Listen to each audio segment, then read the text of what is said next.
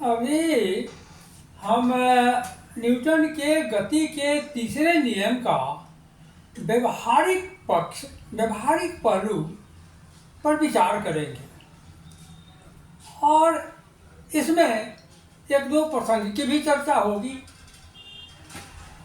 एक नवयुवक जो भौतिकी का अध्ययन कर चुका था, उसने न्यूटन के नियमों की व्याख्या भी की और वो जानकारी रखता है। उसके घर में एक चूहा पिंजरे में कैद हो गया, पिंजरे में फंसा। उसको पानी में डुबाकर मारने के लिए वह गांव के तालाब की ओर गया। वो पानी में अंदर घुसा और वो पिंजरे को पानी के अंदर करके उसका मुंह खोलने लगा। इस बीच वो उसका शरीर अनबैलेंस हुआ और बगल में गहरे पानी खाई था, गहरे पानी में उसका पैर गया और वो डूबकर मर गया। चूहा का बच्चा तो तैर कर निकल गया और चूहा तो तैर कर निकल गया, लेकिन वो बच्चा वहीं पर, वो युवक वहीं पर डूबकर मर गया। अब एक ऐसे ही घटना और है।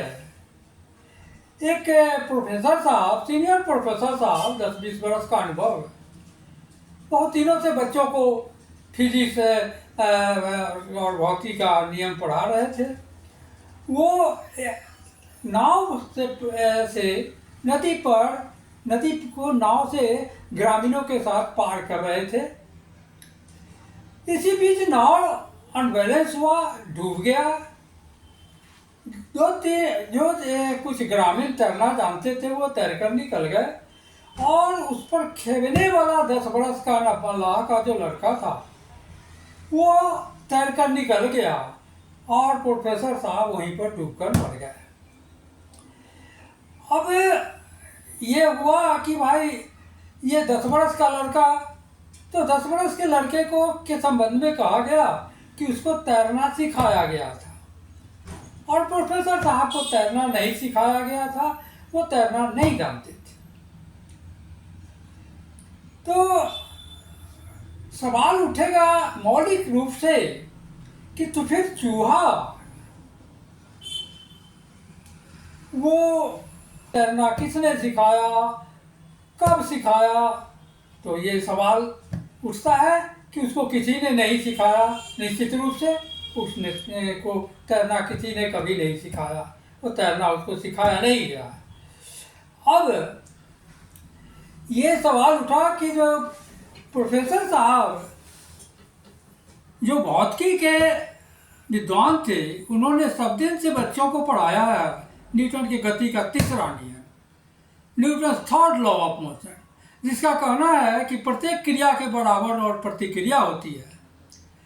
तो चूहे के बच्चे ने अपने पैर से, पूंछ से, शरीर से पानी पर क्रियात्मक बल लगाया और प्रतिक्रियात्मक बल का लाभ उठा करके वह तैर कर निकल गया। तो जब तैरने का सिद्धांत मास्टर न्यूटन का थर्ड लॉ है, तो प्रोफेसर साहब तो इसके बड़े मर्मज्ञ थे। तो वो उन्होंने इसका उपयोग क्यों नहीं किया? तो सवाल ये होता है कि प्रोफेसर साहब इन नियमों को सिर्फ रटते और रटाते रहे। उन्होंने इसके व्यवहारिक उपयोग की ओर कभी ध्यान नहीं दिया, उस पर व्यवहारिक उपयोग पर कभी मंथन नहीं किया। उन्होंने वो लग्गे से नाव को खेते हुए और ढेर सारी बात स्टीमर को पानी पर क्रियात्मक बल लगाकर प्रतिक्रियात्मक बल से आगे बढ़ते देखा। ये सब कुछ वो सिर्फ देखते रहे, रटते रहे, रटाते रहे। व्यवहारिक पक्ष में उनकी वो असफलता रही। अब ये सवाल उठता है कि आर्किमिडीज के प्रिंसिपल का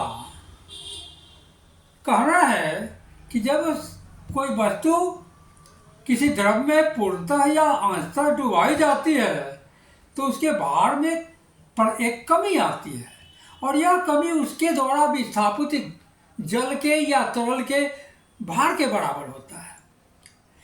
तो डूबते समय प्रोफेसर साहब का शरीर तो पानी के अंदर जाने पर हल्का हो गया।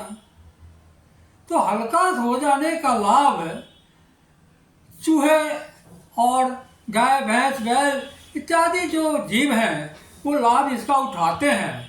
वो सिर्फ नाक मुंह को ऊपर पानी के ऊपर रखने के लिए साधारण गति करते हुए अपने शरीर को वो धारा के साथ या जल के बहाव के साथ छोड़ देते हैं और वो उनकी प्राण रक्षा हो जाती है। लेकिन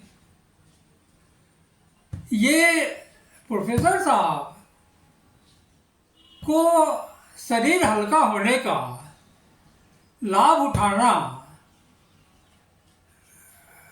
भी नहीं ध्यान में रहा। ये उस शरीर के हल्का हो जाने का लाभ अन्य जीवों की तरह नहीं उठा पाए।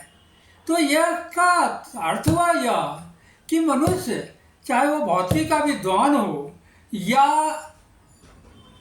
सामान्य मनुष्य हो, वो जानकारी का व्यवहारिक उपयोग कर पाने में अन्य जीवों से पीछे छूट जाता है।